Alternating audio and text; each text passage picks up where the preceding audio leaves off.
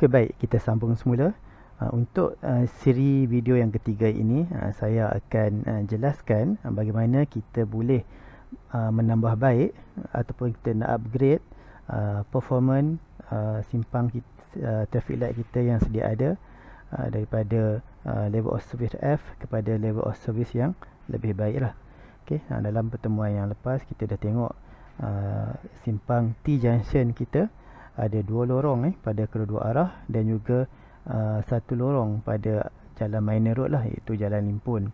Okay, and then untuk existing condition dia level of service untuk daripada approach daripada sebelah south, iaitu daripada arah Batu Pahat ialah level of loss F. Begitu juga daripada arah Senggarang, arah utara, loss F juga, dan daripada jalan limpun loss D. Okay, untuk 4 major road, bila dapat loss F ni adalah satu yang kita kena pulihkan lah, sebab loss F ni teruk lah, especially pada during peak hour. And then kita juga tengok dari segi degree of saturation ataupun volume to capacity ratio yang besar, lebih besar daripada 1.0 lah. So bila degree of saturation ni lebih besar dari 1, menunjukkan bahawa capacity ataupun facility lorong sedia ada sudah tidak mampu lagi untuk menampung jumlah kenderaan yang sepatutnya. Okay, and then kita juga boleh lihat dari segi average delay daripada sebelah utara, sebab daripada Senggarang dia nak masuk ke Batu Pahat sebelah pagi nak pergi kerja, average delay agak lama sangat lah, iaitu sekitar 200 lebih saat. Okay, so amat lama. So ini kita panggil sebagai performance measure, DOC, average delay. Dan satu lagi kita ada kita ada queue panjang juga, masa queue yang menunggu ni. So ini semua menunjukkan bahawanya simpang ini perlu ditambah baik lah. Okay, so bagaimana cara kita nak tambah baik? Okay, ni result lepas lah, loss F dan juga loss D kat jalan limpung, existing level of service and cycle time.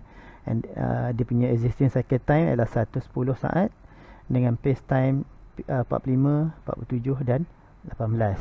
Okay, so kita perlu tambah baik. Cara yang mudah ialah kita adjust cycle time lampu isyarat ini. Okay, so kita boleh try daripada asal 110, kita mungkin boleh reducekan kepada 70 yang rendah, ataupun kita boleh tambah baik lagi tinggi lah cycle time sebanyak 150 saat. Okay, so kita try tengok adakah akan berlaku perubahan lah. Nanti kita try dalam sidra adakah akan ada perubahan bila kita adjust di cycle time dengan kita buat pendekkan ataupun kita panjangkan. So sekiranya cycle time adjustment of cycle time ini pun gagal, okay, so kita akan cuba propose lah tambahan lorong lah. Contohnya untuk major road ni kita boleh tambah satu lorong lagi pada kedua-dua arah lah. Contoh ni kita boleh tambah lorong lagi, ada 3 lorong. Sama juga daripada arah selatan pun ada 3 lorong, supaya dengan harapan kita punya major road daripada loss F dapat dikurangkan at least loss C ataupun loss D lah. Okay, kalau dapat lebih baik loss B, loss A, maka lagi baik lah. Okay, so kita lihat apa yang hasil kita daripada Sidra software. Okay, ini kita punya Sidra. Ini kita punya existing layout. Okay, existing layout ada 2 lorong saja.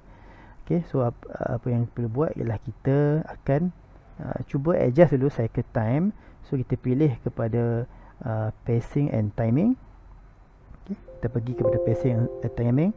Okay, untuk sequence masih lagi sama, pace 1, pace 2 dan pace 3 masih lagi sama. Untuk pace, sequence and data kita boleh ubah. Okay, contohnya kita boleh ubah macam kes ni, kita tukar, kita pendekkan kepada 70 saat. So kita boleh pilih sendiri 25, 35 dan 10. Cuba kita pendekkan kepada 25, 35, 10. Total ni boleh akan dapat 70. Okay, 25, 35, 10. 25, 35 dan 10. Okay, yang lain value time or right time kita kekalkan. And then timing option ni kita kurang, ni kita boleh pilih 70. Okay, ataupun saya ini tak, sebab kita nak buat user given pace time, kita tak perlu ubah pun dekat user given cycle time. Okay, kita boleh try lah mana-mana. Kalau kita pilih user given cycle time, kita tak perlu masukkan data dekat sini pun, dekat sini. Tapi dalam kes ni saya nak pilih user given pace time, so kita masukkan lah 25, 35, 10. Ok, baik, kita try. Ok, dan kita try proses mula. Dan kita tengok result lane summary. Adakah ada berlaku perubahan? Oh, kalau dekat sini kita nampak dengan kita pendekkan cycle time pun tiada sebarang perubahan, malah lebih teruk lagi lah, semua dapat loss F. Ok, maksudnya kat sini tiada perubahan. Ok, seterusnya kita cuba ubah lagi sekali cycle time, kita cuba panjangkan pula. Contohnya kita panjangkan kepada 150. Contoh kita ambil pace time 60, 70, 20. Ataupun saya tak masukkan ni pace time, saya nak pilih user given cycle time 150 terus. Kita cuba kali ni. Okay, ini kita biar aja. Kita biar. Ya, asalnya kita boleh tulis kosong je kalau tak nak masuk. Okay, and then kita pilih user given cycle time, kita nak 150.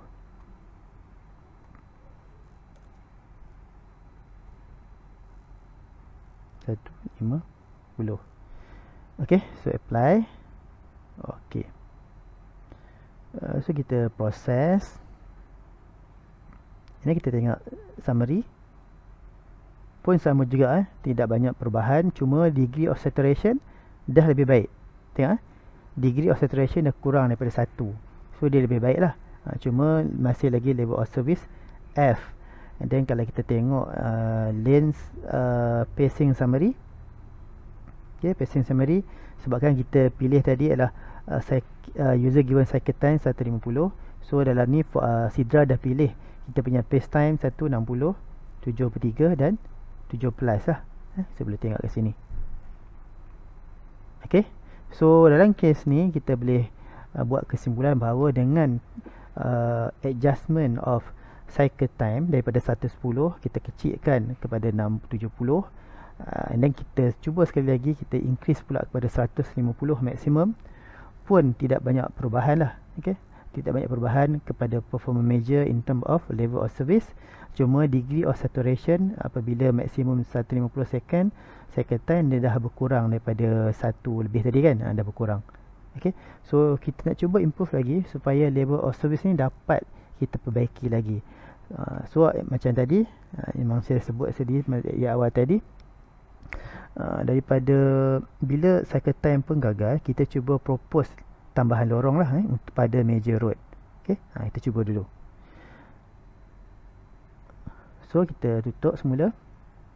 Kita pergi semula, ini ialah existing punya layout kita. Ada 2 lorong saja dari sebelah utara dan 2 lorong daripada sebelah selatan. Maka satu lorong ini adalah lorong lebih kepada road shoulder yang bagi ruang untuk left turn, mengambil selekoh lah. So kita adjust semula, kita jadikan yang ni pun lorong saiz penuh 4 meter, yang sebelah sini pun kita tambah lagi 4 meter. So bagaimana nak buat? Kita boleh pergi kepada direct kepada lane geometry. Okay, ingat lagi kita pergi ke lane geometry, kita ambil yang source ni bahagian selatan. Okay, kita delete semula yang ini, ada control exit ni kita delete. Okay, ada 2 lorong asal, kita tambah 1 lorong lagi, kita ambil approach lane tambah sebelah kiri. So dah jadilah 3 lorong. Okay, dah jadi 3 lorong. So kita kembali lane configuration 4 meter, lane discipline belok kiri saja, dan lane data ni tak ubah lah. Okay, kita pergi lorong yang kedua. Lorong yang kedua lane configuration sama-sama saiz 4 meter, and then dia boleh belok ke kiri, tak boleh lah sebab belok ke kiri kita buang, sebab kita di straight aja, and then belok kanan pun tak boleh, so hanya ada straight. Okay, and then lane data sama, and then kita tengok lorong yang ketiga. Lorong yang ketiga masih lagi 4 meter lebar, and then lane discipline kita ada pada laluan terus dan juga pada pusingan U. Okay, untuk light vehicles lah, ni kekal. Okay, lane data kekal, so kita pastikan yang sebelah sini pun turut tambah exit lane. Dia tambah lagi satu lagi exit lane. Exit lane saiz sama 4 meter. Ini pada bahagian selatan. So kita pergi pula kepada bahagian utara daripada arah Senggarang. Okey, kita tambah satu lorong lagi, approach lane. Okey, dari sebelah kiri lane disiplin saiz 4 meter. Lane disiplin terus sahaja, dia tak boleh belok kanan sebab dia tepi sekali. And then lane data sama. Lorong yang kedua, tengok balik lane width dia 4 meter. Dia boleh terus, okey, terus sahaja, dan belok ke kanan tak boleh lah. Okey. And then kita pergi lorong yang ketiga, yang mana dia boleh terus dan juga dia boleh belok ke kanan. Okay, so automatically yang sebelah sini pun exit lane kita tambah satu lagi lah. So dia akan jadi saiz 4 meter dan juga 4 meter. So median ni kekalkan. Untuk bahagian daripada jalan limpun ni kita kekalkan lah keadaan asal dulu. Okay, so tekan apply dan tekan OK. And then kita tengok perubahan, ada perubahan tak? Okay, nampak dah sudah perubahan, ada berlaku perubahan dekat kita punya layout. Okay, dah ada penambahan lorong dekat Jalan Tanjung Labuh. Okay, so kita tekan proses. Dan side output dah ada result. Kita tengok lane summary. Okay, nampak dah ada berlaku improvement Okay, untuk major road dah ada loss CD lah. Okay, dah tak ada lagi loss F. Cuma jalan limpun dah tukar loss F sebab dia dah menunggu lebih lama. Okay, tapi ini sebab cycle time kita letak 150. Okay, kita cuba ubah sekali lagi. Kita pergi kepada input balik. Untuk input pacing and timing tadi, kita kekalkan dulu pace 1, pace 2, pace 3 seperti sedia ada. Untuk pace sequence data ni kita biarkan macam ni dulu. Okay, and then kita letak timing option dan cuba dapatkan optimum cycle time. Okay, kita nak supaya Sidra calculate apakah yang paling optimum sekali cycle time lah. So kita try apply. Okay, so kita tekan proses dan kita tengok result. Okay, dah ada perubahan. Nampak lebih baik. Sidra calculate dia punya cycle time ialah 90 yang paling optimum. Okay, 90. Dan dia punya result nampak ada improvement. Dari segi degree of saturation pun semua bawah 0.9. So very good. Okay, average delay pun rendah. Okay, paling tinggi pun sekitar 70 saat saja. Yang mana dia jatuh kepada loss E. Sebab level of service ni dia based on average delay.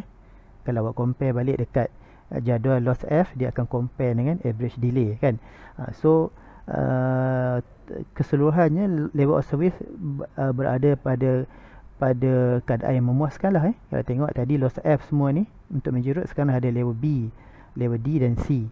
Okay, dan jalan limpun loss E, keseluruhannya loss D. Okay, dari segi blockage pun dah tak ada, kosong. Okay, so ada banyaklah perubahan daripada apabila kita tambah lorong tambahan ada banyak perubahan lah. So kita tengok dari segi pace level of service summary. Okay, ini kalau boleh copy masuk dalam report. Okay, ada berlaku perubahan lah D dan juga D, B dan ada E. Okay, banyak improvement dengan kita tambah lorong. Dan kita tengok pacing summary. Okay, untuk kita nak setkan dekat lampu isyarat, total cycle time optimal adalah 90 yang dikalkulate tadi oleh Sidra, di mana pace dah berubah lah. Pace time untuk fasa 1 jadi 41, fasa 2 36 dan fasa 3 13, di mana green time yang kita kena set dekat traffic light nanti adalah 36, untuk pace 2 31 dan pace 3 8 saat. Okey, ni result yang lain lah, yang mana segala data ni yang awak boleh tengok semua boleh masukkan dalam report lah. Bukan semua, tapi mana-mana yang penting, yang relevan, kita akan masukkan dalam report. Okey, so itu saja untuk pertemuan kali ini. Selamat mencuba lah. Sekian, terima kasih.